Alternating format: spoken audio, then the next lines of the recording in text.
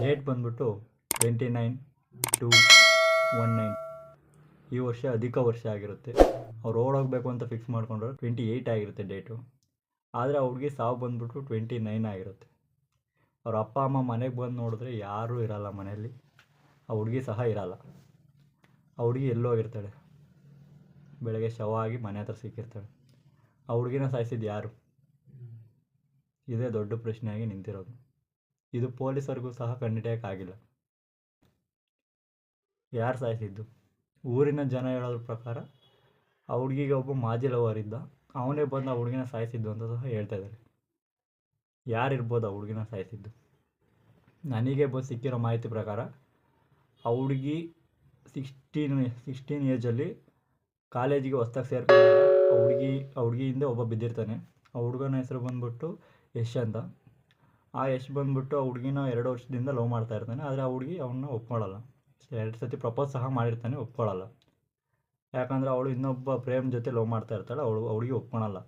ಅದು ಅವನಿಗೆ ಸಿಟ್ಟು ತರಿಸುತ್ತೆ. ಎಷ್ಟು ಸತಿ ನೋಡಿದ್ರು, ಒಂದು 2-3 ಸತಿ ನೋಡಿದ್ರು ಅವಳ ಜೊತೆನೇ ಸುತ್ತರಿತಾ ಇರ್ತಾಳೆ ಅನ್ನೋದು ಅವನಿಗೆ ಸಹ ಹೊಟ್ಟೆ ಉರಿ ಜಾಸ್ತಿ ಬಂದಿರುತ್ತೆ. ಆ ಹುಡುಗಿ 28 ಓಡೋಗಬೇಕು ಅನ್ನೋದು ಅವನಿಗೆ ಗೊತ್ತಿರುತ್ತೆ, ಓಡೋಗೋಕ್ಕೆ ಪ್ಲ್ಯಾನ್ ಮಾಡಿದ್ದಾರೆ ಅಂತ. ಅವನು ಬಂದ್ಬಿಟ್ಟು ಪ್ರೇಮ್ನ ಫ್ರೆಂಡು. ಅವರಿಬ್ಬರನ್ನ ಬ್ರೇಕಪ್ ಮಾಡಿಸ್ಬೇಕು ಅಂತಲೇ ಪ್ರೇಮ್ನ ಯಶ್ ಫ್ರೆಂಡ್ ಮಾಡ್ಕೊಂಡಿರ್ತಾನೆ. ಯಶ್ ಬಂದ್ಬಿಟ್ಟು ಅದೇ ಊರಿನ 3 ಕಿಲೋಮೀಟರ್ಸ್ ಬಿಟ್ಟು ಮುಂದೆ ಒಂದು ಊರಲ್ಲಿ ಅವನು ಇರ್ತಾನೆ. ಅವತ್ತು ಜಾತ್ರೆಗೆ ಹೋಗಿರೋದಲ್ಲ, ಅವನು ಬೆಳಗ್ಗೆ ಬಂದ್ಬಿಟ್ಟು ಗಾಡೀಲಿ ಬಂದ್ಬಿಟ್ಟು ನೋಡ್ಕೊಂಡು ಹೋಗಿರ್ತಾನೆ. ಅವ್ರ ಮನೆ ಫ್ಯಾಮಿಲಿ ಎಲ್ಲ ಫ್ರೆಂಡಿಂದೆಲ್ಲ ಹೆಂಗಿರುತ್ತೆ ಅಂತ ನೋಡ್ಕೊಂಡು ಹೋಗಿರ್ತಾನೆ. ಅವ್ರ ಜಾತ್ರೆಗೆ ಹೋಗೋದು ಸಹ ಅವತ್ತು ಅವ್ರ ಮನೆ ಹಿಂದೆಯೇ ಇರ್ತಾನೆ. ಅವ್ರು ಹೋಗಾದ್ಮೇಲೆ ಒಂದು ಅರ್ಧ ಗಂಟೆ ಆದಮೇಲೆ ಆ ಹುಡುಗಿ ಹೊರಗೆ ಬಂದು ಮಳೆಯಲ್ಲಿ ಕಾಯ್ತಾ ಇರ್ತಾಳೆ. ಅವ್ರ ಹುಡುಗ ಬಂದು ನಾನು ಕರ್ಕೊಂಡು ಹೋಗ್ತಾನೆ ಅಂತ ಕಾಯ್ತಾ ಇರ್ತಾಳೆ ಅವಳು. ಆದರೆ ಆ ಹುಡುಗ ಬರೋದು ಒಂದು 1/2 hour ಲೇಟ್ ಆಗುತ್ತೆ. ಮಳೆ ಬಂದಿದ್ದ ಕಾರಣ ಆ ಹುಡುಗ ಬರೋಲ್ಲ. ಆ 1/2 hour ಇವನು ಅವ್ರ ಮನೆ ಹತ್ರ ಬರ್ತಾನೆ. ಬಂದ್ಬಿಟ್ಟು ಆ ಹುಡುಗಿನ ಕೇಳ್ತಾನೆ, ಮತ್ತೊಂದು ಸತಿ ಪ್ರಪೋಸ್ ಮಾಡ್ತಾನೆ. ಅವಳು ಒಪ್ಕೊಳ್ಳಲ್ಲ. ಆದರೆ ಅದೇ ಸಿಟ್ಟಿಗೆ ಅವ್ನು ಹೊಡಿಬೋದು, ಒಂದು 2 ಏಟು ಹೊಡಿತಾನೆ. ಹೊಡೆದ್ಬಿಟ್ಟು ವಾಪಸ್ ಹೋಗ್ತಾನೆ. ವಾಪಸ್ ಹೋಗಿ ಅವ್ರ ಮನೇಲಿ ಒಂದು 1/2 hour ಇರ್ತಾನೆ. ಆದರೂ ಅವ್ರ ಹುಡುಗ ಬಂದಿರಲ್ಲ. ಕವಿತಾ ಹುಡುಗ ಬಂದಿರಲ್ಲ. ಅವಳು ಕಾದು ಸಾಕಾಗಿ ಹೊಳೆ ಹತ್ರ ಹೋಗ್ಬಿಟ್ಟು ಮುಖ ತೊಳ್ಕೊಂಡು ವಾಪಸ್ ಹೋಗ್ತಾಳೆ ಮನೆಗೆ. ಮನೆಗೆ ಹೋಗಿ ಒಂದು 1/2 hour ಆದಮೇಲೆ ಒಂದು ಜೋರ ಸೌಂಡ್ ಬರುತ್ತೆ. ಅಕ್ಕಪಕ್ಕ ಯಾವುದೇ ಒಂದು ಮನೆ ಇರಲ್ಲ, ಯಾರೂ ಸಹ ಅಲ್ಲಿರಲ್ಲ. ಆ ಸೌಂಡು ಆ ಗದ್ದಲಲ್ಲಿ ಜಾಸ್ತಿ ಜೋರಾಗಿ ಕೇಳುತ್ತೆ. ಜಾತ್ರೆವರೆಗೂ ಸಹ ಆ ಸೌಂಡ್ ಕೇಳುತ್ತೆ. ಆ ಸೌಂಡ್ ಏನಿರ್ಬೋದು? ಯಾರ್ದು ಆ ಸೌಂಡು? ಆ ಸೌಂಡ್ ಬಂದ್ಬಿಟ್ಟು ಕವಿತಾಳ್ದು. ಕವಿತಾಳನ್ನ ಯಾರೋ ಕುತ್ತಿಗೆ ಹಿಡಿದು ಸಾಯಿಸ್ತಾರೆ. ಕುತ್ತಿಗೆ ಹಿಡಿದು ಸಾಯಿಸ್ತಾರೆ. ಯಾರು ಸಾಯಿಸಿದ್ದು? ಆ ಹುಡುಗ ಬಂದ್ಬಿಟ್ಟು 2 ಏಟು ಹೊಡೆದ್ಬಿಟ್ಟು ವಾಪಸ್ ಹೋಗ್ತಾನೆ. ಸಿಟ್ಟಿಗೆ ಹೇಳೋಕ್ಕೆ ಕೈ ಮಾಡ್ತಾನೆ, ವಾಪಸ್ ಹೋಗ್ತಾನೆ. ಆದರೆ ಅವ್ಳು ಮುಖ ತೊಳ್ಕೊಂಡು ವಾಪಸ್ ಮನೆಗೆ ಹೋದ್ಮೇಲೆ 1/2 hour ಆದಮೇಲೆ ಆ ಸೌಂಡ್ ಬರುತ್ತೆ. ಆ ಸೌಂಡು ಅವಳ ಸಾವಿನ ಕೊನೆ ಸೌಂಡ್ ಆಗಿರುತ್ತೆ. ಅವಳನ್ನ ಮನೆಯಲ್ಲಿ ಸಾಯಿಸ್ಬಿಟ್ಟು ಹೊಳೆ ಹತ್ರ ಹಾಕಿದ್ದು ಯಾರು? ಏನಿರ್ಬೋದು? 1/2 hour ಆದಮೇಲೆ ಆ ಹುಡುಗ ಬರ್ತಾನೆ, ನೋಡ್ತಾನೆ, ಅವಳು ಅಲ್ಲಿರಲ್ಲ. ಮನೆ ಒಳಗೆ ಸತ್ತು ಬಿದ್ದಿರ್ತಾಳೆ. ಅವ್ನು ಮನೆ ಒಳಗೆ ನೋಡೋಕೆ ಹೋಗಲ್ಲ, ವಾಪಸ್ ಹೋಗ್ತಾನೆ. ಅಷ್ಟರಲ್ಲಿ ಅವ್ರ ಫ್ಯಾಮಿಲಿ ಮೆಂಬರ್ಸ್ ಮನೆಗೆ ಬರ್ತಾರೆ. ಒಂದು 10 minutes ಆದಮೇಲೆ ಫ್ಯಾಮಿಲಿ ಮೆಂಬರ್ಸ್ ಮನೆಗೆ ಬರ್ತಾರೆ. ಆ 10 minutesಲ್ಲಿ ಅವ್ಳ ಶವ, ಮನೇಲಿದ್ದ ಶವ ಹೊಳೆ ಹತ್ರ ಹೋಗುತ್ತೆ. ಯಾರು ತಗೊಂಡೋದ್ರು? ಆ ಶವನ ಬಂದ್ಬಿಟ್ಟು ಆ ಹುಡುಗ ಹೊಡೆದೋಗಿದ್ನಲ್ಲ ಫಸ್ಟು ಮಾಜಿ ಲವರು, ಅವನೇ ಬಂದ್ಬಿಟ್ಟು ಮತ್ತೊಂದು ಸತಿ ಬರ್ತಾನೆ. ಅವನ ಜೊತೆ ಫೋನಲ್ಲಿ ಮಾತಾಡ್ತಾರನ್ನ ನೋಡ್ತಾನೆ. ಸಿಟ್ಟು ಬರುತ್ತೆ. ದಡಾರನ 2 ಏಟು ಹೊಡಿತಾನೆ. ಅವಳು ಕಿರ್ಚಕ್ಸು ಜಾಸ್ತಿ ಸೌಂಡ್ ಮಾಡ್ತಾಳೆ, ಕಾಪಾಡಿ ಅಂತ. ಆವಾಗ ಅವನಿಗೆ ಯಾವ ದಾರಿ ತೋಚದಲೆ ಅವಳನ್ನ ಕುತ್ತಿಗೆ ಹಿಡಿದು ಇಚುಕ್ತಾನೆ. ಆದರೂ ಅವಳು ಸಾಯೋ ಥರ ಆ್ಯಕ್ಟ್ ಮಾಡ್ತಾಳೆ. ತೆಗೆದು ಗೋಡೆ ಹೊಡಿತಾನೆ. ಸತ್ತಿರಲ್ಲ, ಅವಳು ಬೀಳ್ತಾಳೆ ವಾಪಸ್ ಕೆಳಗೆ. ಸತ್ತಿರೋ ಥರ ಆ್ಯಕ್ಟ್ ಮಾಡ್ತಾಳೆ. ಇವನು ಸತ್ತಿರ್ಬೋದು ಅಂದ್ಕೊಂಡು ವಾಪಸ್ ಹೊರಗೆ ಹೋಗ್ತಾನೆ. ಆದರೆ ಕೈ ತಾಗಿ ಮತ್ತೆ ಡಬ್ಬ ಕೆಳಗೆ ಬಿದ್ದುಬಿಡುತ್ತೆ. ಅದು ಸೌಂಡ್ ಬಿಡುತ್ತೆ. ಅದು ಅವ್ನ ಸೌಂಡಿಗೆ ಕೇಳುತ್ತೆ. ಆವಾಗ ಅವನು ವಾಪಸ್ ಏನು ಮಾಡ್ತಾನೆ ಅಂದರೆ ಒಳಗೆ ಹೋಗ್ಬಿಟ್ಟು ಒಂದು ಅವಳದೇ ವೇಲಿದ್ಬಿಟ್ಟು ಕುತ್ತಿಗೆಯಲ್ಲಿ ಹಾಕಿ ಕಟ್ಟಿ ಟೈಟಾಗಿ ಎಳಿತಾನೆ. ಮೇಣಾಕೋ ಥರ ನೋಡ್ತಾನೆ, ಆಗಲ್ಲ. ಅವ್ರ ಅಪ್ಪ ಅಮ್ಮ ಬರ್ತಾರನ್ನೋ ದೂರದಲ್ಲಿ ಬರ್ತಾರನ್ನೋ ಇವ್ನು ನೋಡ್ತಾನೆ. ಆ 10 ನಿಮಿಷದಲ್ಲಿ ಅವನು ಯಾವ ಥರ ತಯಾರಿ ಮಾಡ್ಕೊತಾನೆ ಅಂದರೆ, ಅಷ್ಟು ಬೇಗ ಒಂದು 10 minutes ಇರೋಲ್ಲ, 5 minutes.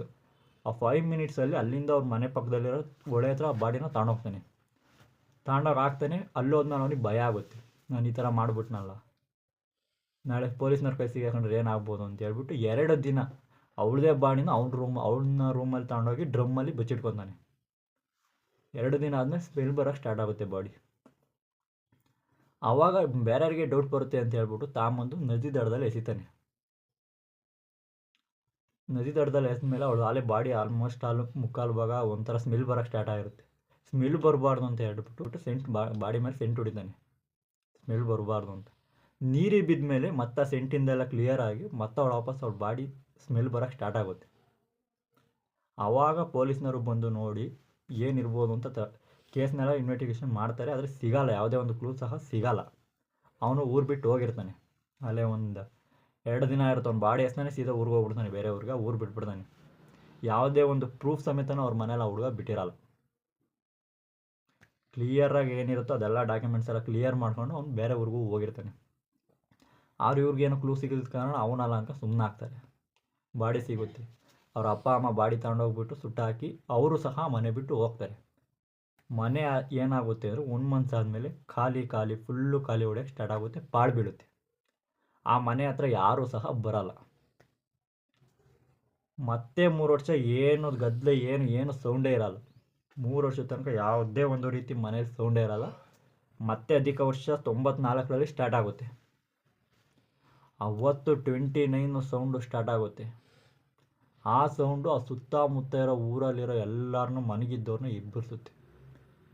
ಆ ಸೌಂಡ್ ಏನಿರ್ಬೋದು, ಆ ಸೌಂಡನ್ನ ಗಾಲಿಸ್ಕೊಂಡು ಊರವರೆಲ್ಲ ಮನೆ ಹತ್ರ ಹೋಗ್ತಾರೆ. 1 ಕಿಲೋಮೀಟ್ರ್ ಆಗುತ್ತೆ, ನಡ್ಕೊತ ಏನಿದು ಸೌಂಡು ಅಂತ ಒಂದೊಂದೇ ಒಬ್ಬೊಬ್ಬರೇ ಹೋಗ್ತಾರೆ. ಮನೆ ಹತ್ರ ಹೋಗಿ ನೋಡಿದಾಗ ಪಾಳು ಬಿದ್ದ ಮನೇಲಿ ದೊಡ್ಡದಾಗಿ ಒಂದು ಲೈಟ್ ಉರಿತಾ ಇರುತ್ತೆ. ಇಷ್ಟು ದಿನ ಯಾವುದೇ ಒಂದು ಲೈಟು ಏನೂ ಸಹ ಇರಲ್ಲ. ಆ ಲೈಟು 29ನೇ ತಾರೀಕು ನೈಟು 12 ಗಂಟೆಯಿಂದ ಸ್ಟಾರ್ಟ್ ಆಗಿ ಉರಿಯೋಕ್ಕೆ ಸ್ಟಾರ್ಟ್ ಆಗುತ್ತೆ. ಬಾರೋ ಅಂತ ಕರೀತಾ ಇರುತ್ತೆ. ಆ ಹುಡುಗಿ ವಾಯ್ಸ್ ಮಾತ್ರ ಕೇಳುತ್ತೆ, ಬಾಡಿ ಏನು ಅಂತಲೇ ಗೊತ್ತಾಗಲ್ಲ. ಸೌಂಡ್ ಮಾತ್ರ ಕೇಳ್ತಾ ಇರುತ್ತೆ, ಲೈಟ್ ಉರಿತಾ ಇರುತ್ತೆ. ಆದರೂ ಒಬ್ಬ ಹುಡುಗ ಧೈರ್ಯ ಮಾಡಿ ಏನೋ ಒಂದೊಂದು ನೋಡಬೇಕು ಅಂತ ಒಳಗೆ ಹೋಗ್ತಾನೆ. ಒಳಗೆ ಹೋದವನು ಬೆಳಗಿನ ಜಾವ 3:30 ಆದರೂ ಅವ್ನು ವಾಪಸ್ ಹೊರಗೆ ಬರಲ್ಲ. ಅವ್ನ ಜೊತೆ ಹೋಗಿದ್ದ ಫ್ರೆಂಡ್ಸ್ ಸಹ ಅಲ್ಲೇ ಕಾಯ್ದಿರ್ತಾರೆ, ಬರಲ್ಲ ಅವನು ಹೊರಗಡೆ. ಬೆಳಗ್ಗೆ ಏನಾಗಿರ್ಬೋದು ಅಂತ ನೋಡೋಣ ಅಂತ ಹೇಳಿ ವಾಪಸ್ ಅವ್ರ ಫ್ರೆಂಡ್ಸ್ ಎಲ್ಲ ಬಂದುಬಿಡ್ತಾರೆ ಭಯ ಬಿದ್ದು.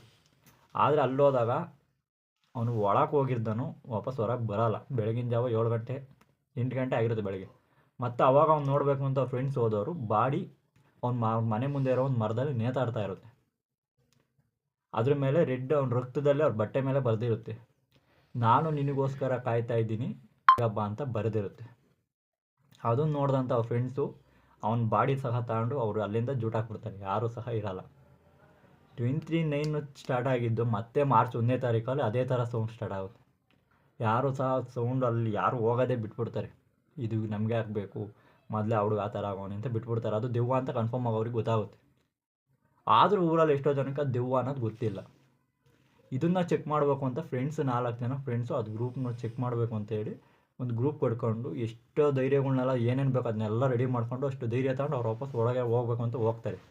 ಅವ್ರು ಹೋಗೋದು ಮಾರ್ಚ್ 3ನೇ ತಾರೀಕು. ಮಾರ್ಚ್ 4ನೇ ತಾರೀಕು ವಾಪಸ್ ಹೊರಗಡೆ ಬರ್ತಾರೆ. ಅವ್ರಿಗೆ ಯಾವುದೇ ರೀತಿ ಒಂದು ಸೌಂಡ್ ಆಗಲಿ ಏನೂ ಸಹ ಇರಲ್ಲ. ಅವರು ಕನ್ಫರ್ಮ್ ಮಾಡ್ತಾರೆ ಯಾವುದೇ ದೆವ್ವ ಇಲ್ಲ, ಏನೂ ಇಲ್ಲ, ಸುಮ್ಮನೆ ನೀವೇ ಊರಲ್ಲೆಲ್ಲ ಹಬ್ಳಿಸ್ತಾ ಇದ್ರೆ ಹಾಗೆ ಹೀಗೆ ಅಂತ ಏನೇನೋ ಹೇಳ್ತಾರೆ. ಅದು ಊರವ್ರು ಸಹ ನಂಬ್ಕೊಂಡು ಸುಮ್ಮನೆ ಆಗ್ತಾರೆ, ಯಾವ ದೆವ್ವನೂ ಇಲ್ಲ ಏನೂ ಇಲ್ಲ ಅಂತ. ಮತ್ತೆ ಮಾರ್ಚ್ 9ನೇ ತಾರೀಕು ಸೌಂಡ್ ಸ್ಟಾರ್ಟ್ ಆಗುತ್ತೆ. 5 ದಿನ ಗ್ಯಾಪ್ ಮತ್ತೆ ಸ್ಟಾರ್ಟ್ ಆಗುತ್ತೆ ಸೌಂಡು. ಮತ್ತೆ ಊರಿನ ಜನಗಳು ಏನೂ ಇಲ್ಲ, ಸುಮ್ಮನೆ ಯಾವುದೋ ಹುಡುಗಿ ಏನೋ ಇರ್ಬೋದು ಗಾಳಿ ಪಾಳಿ ಅಂತ ಸುಮ್ಮನೆ ಆಗ್ತಾರೆ. ಸೌಂಡ್ ಅದು ಅಂದ್ರೆ ಸುಮ್ಮನೆ ಆಗ್ತಾರೆ. 20 ಅನಿಸುತ್ತೆ, ಮಾರ್ಚ್ 20ಲಿ ಆ ಸೌಂಡು ಊರೊಳಗೆ ಜೋರಾಗಿ ಸೌಂಡಾಗಿ ಕೇಳುತ್ತೆ. ಊರಿನ ಜನ ಗದ್ದಲು ಬಿದ್ದೋಗ್ತಾರೆ. ಅವನ್ನ ಕರ್ಕೊಂಬಂದು ನನ್ನ ಹತ್ರ ಬಿಡಿ, ನಾನು ಇವತ್ತಿಂದ ಊರು ಬಿಟ್ಟು ಹೋಗ್ತೀನಿ ಅಂತ ಒಂದು ಸೌಂಡ್ ಕೇಳುತ್ತೆ. ಯಾರು ಅಂತ ಯಾರಿಗೂ ಸಹ ಗೊತ್ತಿಲ್ಲ. ಅವನ್ನ ಕರ್ಕೊಂಬಂದು ಊರಲ್ಲಿ ಬಿಡಿ, ನನ್ನ ಹತ್ರ ಬಿಡಿ, ನಾನು ಊರು ಬಿಟ್ಟು ಹೋಗ್ತೀನಿ ಅಂತ ಹೇಳುತ್ತೆ. ಯಾರಿರ್ಬೋದು ಅಂತ ಎಷ್ಟೋ ಜನ ಯಾವ್ಯಾವ ರೀತಿ ಏನು ಮಾಡೋದು ನೋಡಿದ್ರು ಗೊತ್ತಾಗಲ್ಲ. ಎಷ್ಟೋ ಜನ ಪಂಡಿತರು ಬರ್ತಾರೆ, ಎಷ್ಟೋ ಜನ ದೆವ್ವ ಬಿಡಿಸೋರು, ಯಾರ್ಯಾರನ್ನ ಕರೆಸ್ತಾರೆ, ಏನು ಮಾಡೋಕ್ಕಾಗಲ್ಲ, ಯಾರು ಅಂತ ಗೊತ್ತಾಗಲ್ಲ. ಆದರೆ ಒಂದಿನ ಒಂದು ಹುಡುಗಿ ರಕ್ತ ಏನೋ ಒಟ್ಟು ಇದರಲ್ಲಿ ಕಾಂಪೌಂಡ್ ಮೇಲೆ ಬರೆದಿರುತ್ತೆ, ಇವನೇ ಯಶ್ ಅನ್ನೋನು ನನಗೆ ಬೇಕು, ಅವನ್ನ ನನ್ನ ಹತ್ರ ಕರ್ಕೊಂಬಂದುಬಿಡಿ, ನಾನು ಇವತ್ತಿಂದ ನಿಮ್ಗೆ ಯಾರಿಗೂ ತೊಂದರೆ ಕೊಡೋಲ್ಲ, ನಾನು ಊರು ಬಿಟ್ಟು ಹೋಗ್ತೀನಿ ಅಂತ ಹೇಳುತ್ತೆ. ಅವನು ಯಾವುದೋ ಜಿಲ್ಲೆನೇ ಬಿಟ್ಟು ಬೇರೆ ಜಿಲ್ಲೆಗೆ ಹೋಗಿರ್ತಾನೆ. ಅವನು ಅಲ್ಲೇ ಮದುವೆ ಆಗಿ ಹೆಂಡತಿ ಮಕ್ಕಳು ಕಟ್ಕೊಂಡು ಚೆನ್ನಾಗಿರ್ತಾನೆ. ಅವನ್ನ ಹುಡುಗನ ಕರ್ಕೊಂಬರ್ತಾರೆ, ಏನು ಮಾಡಿದ್ದೆ ಏನು ಅಂತ. ಅವನಿಗೆ ಅಷ್ಟೊಂದು ಇದಿಲ್ಲ, ಭಯ ಜಾಸ್ತಿ, ಎಲ್ಲಿ ಬಂದುಬಿಟ್ರೆ ಏನು ಮಾಡಿಬಿಡ್ತು ಅನ್ನೋದೊಂದು ಭಯ ಇರುತ್ತೆ. ಆದರೂ ಅವನ್ನ ಊರಲ್ಲೆಲ್ಲ ಹೋಗ್ಬಿಟ್ಟು ನನಗೆ ಇವನೊಬ್ಬನಿಗೋಸ್ಕರ ಊರಿನ ನಿಮ್ಮದೇ ಹಾಳಾಗಬಾರ್ದು ಅನ್ನೋ ಒಂದು ಕಾರಣಕ್ಕೆ ಅವನ್ನ ಹೋಗಿ ಬಡಿದು ಕರ್ಕೊಂಬರ್ತಾರೆ. ಕರ್ಕೊಂಬಂದ್ಬಿಟ್ಟು ಅವ್ನಿಗೆ ಹೇಳ್ಬಿಡ್ತಾರೆ, ನೀನು ಇವತ್ತು ಒಳಗೆ ಹೋದರೆ ನಾಳೆ ಬೆಳಗ್ಗೆ ವಾಪಸ್ ಬರಲ್ಲ, ಇದು ಮಾತ್ರ ಕನ್ಫರ್ಮ್. ನಿಂದೇನೇ ಕೊನೆ ಆಸೆ ಇದ್ರು ಇವತ್ತೇ ತೀರಿಸ್ಕೊಂಡು ಹೋಗ್ಬಿಡು. ಯಾಕಂದರೆ ನೀನು ಇವತ್ತು ಹೋಗ್ತಾ ಇದೆಯಾ ಒಳಗಡೆ ಅಂದರೆ ಹೊರಗೆ ನೀನು ವಾಪಸ್ ಬರಲ್ಲ, ಶವವಾಗಿ ನೀನು ವಾಪಸ್ ಬರ್ತೀಯ. ಏನು ಮಾಡಿದ್ದೆ ಹೇಳು, ಕ್ಲಿಯರಾಗಿ ಹೇಳು, ನಮಗೇನು ಮಾಡಲ್ಲ ಹಂಗೆ ಹಿಂಗೆ ಅಂತ ಎಲ್ಲ ಹೇಳುತ್ತೆ. ಅವಾಗ ಅವ್ನು ಊರವ್ರ ಮುಂದೆ ಒಪ್ಕೊತಾನೆ, ನನಗೆ ಈ ಥರ ಹುಡುಗಿ ಮೇಲೆ ಇಷ್ಟ ಆಯಿತು, ಆ ಹುಡುಗಿ ಒಪ್ಕೊಳ್ಳಿಲ್ಲ, ಅದಕ್ಕೆ ನಾನು ಸಾಯಿಸ್ಬಿಟ್ಟು 2 ದಿನ ನಮ್ಮ ಮನೇಲಿ ಇಕ್ಕೊಂಡೆ. ಮನೇಲಿ ಇಕ್ಕೊಂಬಿಟ್ಟು ಸ್ಮೆಲ್ ಬಂತು ಅಂತ ವಾಪಸ್ ತಗೊಂಡು ಅಲ್ಲಿ ಎಸ್ಬಿಟ್ಟು ಯಾರಿಗೂ ಡೌಟ್ ಬರ್ಬಾರ್ದು ಅಂತ ನಾನೆಲ್ಲ ಕ್ಲಿಯರ್ ಮಾಡ್ಕೊಂಡು ಊರು ಬಿಟ್ಟು ಹೋಗ್ಬಿಟ್ಟೆ ಅಂತ ಹೇಳ್ತಾನೆ. ಆವಾಗ ಊರವರೆಲ್ಲ ಏನು ಮಾಡ್ತಾರೆ, ಅವನ್ನ ಕರ್ಕೊಂಡು ಹೋಗ್ಬಿಟ್ಟು ಅವ್ನ ಮನೆ ಹತ್ರ ಬಿಡ್ತಾರೆ. ಆ ಹುಡುಗಿ ಮನೆ ಹತ್ರ ಬಿಟ್ಬಿಟ್ಟು ಅಷ್ಟು ದಿನ ಉರಿತಾರ ಲೈಟು, ಅವತ್ತು ಅವನು ಹೋಗಿ ಕ್ಷಮೆ ಕೇಳಿದ್ಮೇಲೆ ಲೈಟ್ ಆಫ್ ಆಗುತ್ತೆ. ಏನು ವಾಯ್ಸಲ್ಲೇ ಹೇಳುತ್ತೆ, ಬಿಟ್ಟಿದ್ದೀನಿ ಬದಿಕ ಹೋಗು ಅಂತ ಹೇಳುತ್ತೆ, ಬಿಟ್ಟಿದ್ದೀನಿ ಬದಿಕ ಹೋಗು ಅಂತ 3 ಸತಿ ಹೇಳುತ್ತೆ. ಅಷ್ಟರಲ್ಲಿ ಅವ್ನು ಹಿಂಗೆ ಫ್ರಂಟ್ ಇದ್ದವ್ನು ಬ್ಯಾಕ್ ತಿರ್ಗೋದ್ರೊಳಗೆ ಅವ್ನು ಮುಂದೆ ಏನು ಪಾಸ್ ಆಗುತ್ತೆ ಏನೋ ಗೊತ್ತಿಲ್ಲ, ಅಲ್ಲೇ ಹಾರ್ಟ್ ಅಟ್ಯಾಕ್ ಆಗಿ ಸತ್ತೋಗ್ತಾನೆ. ಅಲ್ಲೇ ಹಾರ್ಟ್ ಅಟ್ಯಾಕ್ ಆಗಿ ಲಾಸ್ಟ್ ಡೆತ್ ಆಗ್ತಾನೆ ಅವನು. ಅವತ್ತಿಂದ ಆ ಊರಿಗೆ ಯಾವುದೇ ಆ ಊರಲ್ಲೇ ಆ ಮನೆ ಹತ್ರ ಯಾರೂ ಸಹ ಹೋಗಲ್ಲ. ಇವತ್ತು ಸಹ ಗೌರ್ಮೆಂಟ್ ಸೀಲಿದೆ ಆ ಮನೆಗೆ, ಪಾಳು ಬಿದ್ದಿರೋ ಮನೆಗೂ ಗೌರ್ಮೆಂಟ್ ಸೀಲಿದೆ. ಯಾರು ಸಹ ಇವತ್ತಿನ ತನಕ ಆ ಕಡೆ ತಿರುಗೂ ಸಹ ನೋಡಲ್ಲ. ಈಗ ಇದ್ದಿದ್ದು ಮರ ಕೆರೆ ಇರೋದ್ರಿಂದ ಗಿಡಗಳು ಜಾಸ್ತಿ ಆಗ್ಬಿಟ್ಟು ಫುಲ್ ಮುಚ್ಚಾಕೊಂಬಿಟ್ಟಿದೆ ಮನೆ, ಯಾರೂ ಸಹ ಹೋಗಲ್ಲ. ಒಂದು ಹುಡುಗಿ ಜೀವನನ ಅವ್ರ ಹುಡುಗ ಅವತ್ತು ಬಂದು 1 ಬೇಗ ಬಂದು ಕರ್ಕೊಂಡು ಹೋದ್ರೆ ಹುಡುಗಿ ಜೀವನ ಉದ್ಧಾರ ಆಗಿರೋದು, ಇಲ್ಲ ಅವ್ರ ಅಪ್ಪ ಅಮ್ಮ ಮಾತು ಕೇಳಿದ್ರು ಆ ಹುಡುಗಿ ಜೀವನ ಉದ್ಧಾರ ಆಗಿರೋದು. ಇಲ್ಲ ಅವ್ನು ಬೇಡ ಅಂತ ಹೇಳಿದಾಗ ಸ್ಟಾರ್ಟಿಂಗೇ ಹೇಳ್ಬಿಟ್ಟಿದ್ರು, ಕ್ಲಿಯರಾಗಿ ಅವನ್ನ ಕನ್ಫರ್ಮ್ ಇದು ಮಾಡಿದ್ರು, ಅವನು ಇವಳು ಸವಾಸಕ್ಕೆ ಬರ್ತಾಯಿಲ್ಲ, ಬಿಟ್ಟು ಹೋಗ್ಬಿಡೋನು.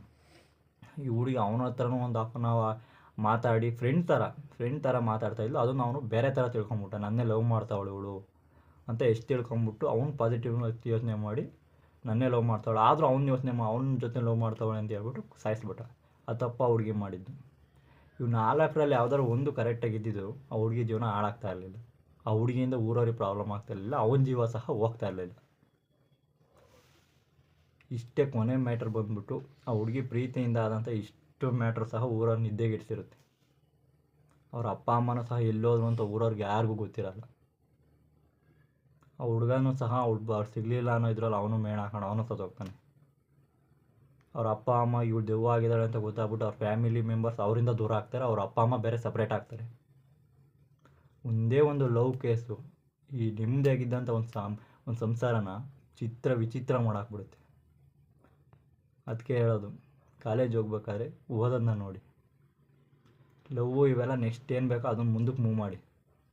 ಒಂದೇ ಒಂದು ಲವ್ ಕೇಸಿಂದ ಫ್ಯಾಮಿಲಿನೇ ಹಾಳಾಗೋಯ್ತು. ಅದಕ್ಕೆ ಹೇಳೋದು, ಲವ್ವು ಯಾವ ಏಜಲ್ಲಿ ಮಾಡಬೇಕೋ ಆ ಏಜಲ್ಲಿ ಲವ್ ಮಾಡಿ, ಯಾವ ಏಜಲ್ಲಿ ಮದುವೆ ಆಗ್ಬೇಕೋ ಆ ಏಜಲ್ಲಿ ಮದುವೆ ಆಗಿ. ಆ ಹುಡುಗಿ ಒಂದೇ ಒಂದಿಂದ ಅವ್ರ ಅಪ್ಪ ಅಮ್ಮನ ಜೀವನನೇ ಹಾಳಾಗೋಯ್ತು, ಆ ಹುಡುಗನ ಜೀವನ ಹಾಳಾಗೋಯ್ತು, ಊರವ್ರ ನೆಮ್ಮದಿ ಕೆಟ್ಟೋಯ್ತು. ಏನು ಬೇಕಾಗಿತ್ತಿದು? ಆಮೇಲೆ ಆ ಹುಡುಗಂದು ಸಹ ತಪ್ಪಿದೆ, ಆ ಹುಡುಗಿಗೆ ಇಷ್ಟ ಇಲ್ಲ ಅಂದಮೇಲೆ ಬಿಟ್ಬಿಡ್ಬೇಕಾಗಿತ್ತು. ಹುಡುಗರು ಸಹ ಈಗಲೂ ಅದೇ ರೀತಿ ಇದ್ದಾರೆ ಎಷ್ಟೋ ಜನ, ಅವ್ರು ಸಿಕ್ಕಿಲ್ಲ ಅಂದರೆ ನಾನೇ ಇರಬಾರ್ದು ಅಂದಮೇಲೆ ಅವಳು ಯಾಕಿರಬೇಕು, ಆ ಥರ ಮೈಂಡ್ಸೆಟ್ಟು. ದಯಮಾಡಿ ಹೇಳ್ತಾ ಇದ್ದೀನಿ, ಯಾರೂ ಸಹ ಲವ್ ಮಾಡಿ ಈ ಥರ ಕೇಸ್ಗಳು ಸಿಗಾಕೊಳ್ಳೋಕೆ ಹೋಗಬೇಡಿ. 19ನಲ್ಲಿ ಆಗಿರೋದು ಇದು, 30 ಇಯರ್ಸ್ ಓಲ್ಡು, 35 ಇಯರ್ಸ್ ಓಲ್ಡ್ ಆಗಿರೋದು ಇದು. ಆದರೂ ಸಹ ಅವಾಗಲೇ ಹೇಳಿದರು, ಆವಾಗಲೇ ಈ ರೀತಿ ಹಿಂಗೆ ಆಗುತ್ತೆ ಅನ್ನೋ ಒಂದು ಕತೆ ನಡೆದೋಗಿದೆ. ಅದನ್ನು ನಮ್ಮ ಜನ ಯಾರೂ ತಿಳ್ಕೊಂಡಿಲ್ಲ, ಆ ಕತೆ ಇದುವರೆಗೂ ಬೆಳಕಿಗೆ ಬಂದಿಲ್ಲ. ನನಗೆ ಯಾವುದೋ ಒಂದು ವೀಡಿಯೋದ ಮೂಲಕ ಸಿಕ್ಕಿದ್ದು, ಅದನ್ನು ನಾನು ನನ್ನ ಕೈಲಿ ಎಷ್ಟಾಗುತ್ತೋ ಅಷ್ಟು ಎಕ್ಸ್ಪ್ಲೇನ್ ಮಾಡಿ ಹೇಳಿದ್ದೀನಿ. ಇಷ್ಟೇ ನಾನು ಹೇಳೋದು. ಧನ್ಯವಾದಗಳು.